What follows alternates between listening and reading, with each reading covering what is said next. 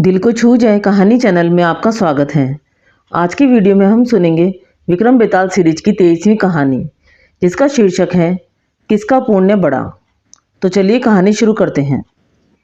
रात के अंधेरे और घने जंगल में कुछ देर भटकने के बाद राजा विक्रमादित्य ने फिर से बेताल को अपने पकड़ में ले लिया।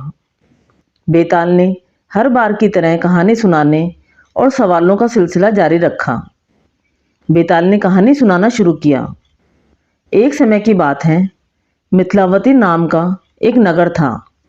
वहाँ गुणदीप नाम के राजा का शासन चलता था। राजा से मिलने के लिए रोजाना दूर दूर से लोग आया करते थे। एक बार उनसे मिलने और उनकी सेवा करने के लिए किसी राज्य से एक युवक आया। युवक ने राजा से मिलने की बहुत कोशिश की, लेकिन वो राजा से नहीं मिल पाया। अपने साथ युवक जो भी सामान लाया था वो सब भी खत्म हो गया था। एक दिन की बात है, जब राजा शिकार के लिए जंगल जाते हैं तो युवक भी उनके पीछे पीछे चला जाता है। जंगल इतना घना था कि राजा से उनके नौकर चाकर बिछड़ जाते हैं। बस राजा और युवक साथ रह जाते हैं। जब राजा जंगल की ओर बढ़ने लगते हैं तो युवक उन्हें रोकता है। राजा उसकी तरफ देखते हुए कहते हैं, तुम इतने कमजोर क्यों लग रहे हो? युवक जवाब देता है, राजन, यह मेरा कर्म दोष है। मैं कई राजाओं के पास रहा हूँ जो हजारों लोगों को पालता है, लेकिन उनकी नज़र मुझ पर कभी नहीं पड़ी। अपनी बात आगे बढ़ाते हुए युवक कहता है, राजन, 6 बातें इंसान को कमजोर बनाती हैं। गलत व्यक्ति से प्रेम, बिना कारण हंसना, स्त्री से बहस करना, बुरे स्वामी के लिए काम करना, गधे पर सवारी और संस्कृत के बिना भाषा। इसके अलावा 5 चीज़ें आयु, कर्म, धन, विद्या और यश व्यक्ति के जन्म के साथ ही विधाता उनके नसीब में लिख देता है। जब तक कोई पुण्य करता है तब तक उसके पास सेवन करने के लिए बहुत से दास होते हैं।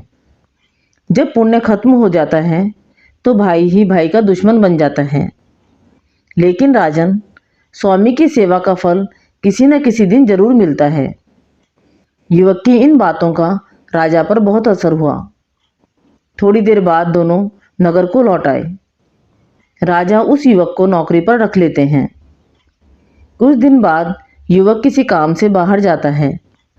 उसे रास्ते में एक मंदिर दिखाई देता है। वह अंदर जाता है और वहाँ स्थापित देवी की पूजा करता है। फिर वह बाहर आता है तो उसे वहाँ एक सुंदर स्त्री दिखाई देती है। युवक उस स्त्री पर मोहित हो जाता है। वह स्त्री युवक से कहती है, तुम पहले इस कुंड के पानी से स्नान करो, फिर तुम जो कहोगे मैं वही करूँगी। स्त्री की बातें सुनकर युवक कुंड में उतरकर गोता लगाता है। गोता लगाते ही वह अपने नगर पहुँच जाता है। फिर वह राजा से मिलकर सारी बात बताता है। युवक की बात सुनकर राजा बोलते हैं, मुझे भी वहाँ ले चलो, मैं भी ये चमत्कार देखना चाहता हूँ। फिर दोनों घोड़े पर बैठकर मंदिर की ओर चल देते हैं। मंदिर पहुंचकर वो दर्शन करते हैं और जब बाहर निकलते हैं तो उन्हें वहाँ एक स्त्री मिलती है जो राजा पर मोहित हो जाती है। स्त्री राजा से कहती है, आप जो कहेंगे मैं वही करूँगी। यह सुनकर राजा कहता है, तुम इस सेवक से शादी कर लो। राजा की बात सुनकर स्त्री कहती है, मुझे तो आप पसंद हो। फिर राजा उस स्त्री से कहते हैं, सज्जन इंसान जो कहता है उस बात को निभाता भी है, इसलिए तुम्हें अपनी बात का पालन करना चाहिए। फिर उस स्त्री और युवक का विवाह हो जाता है।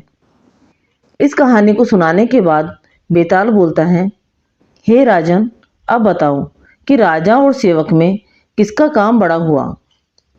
राजा विक्रमादित्य ने कहा, नौकर का काम बड़ा हुआ। बेताल पूछता है कि कैसे? राजा विक्रमादित्य कहते हैं, उपकार करना एक राजा का धर्म होता है, लेकिन जिसका धर्म नहीं था उसने उपकार किया है, तो युवक का काम बड़ा हुआ।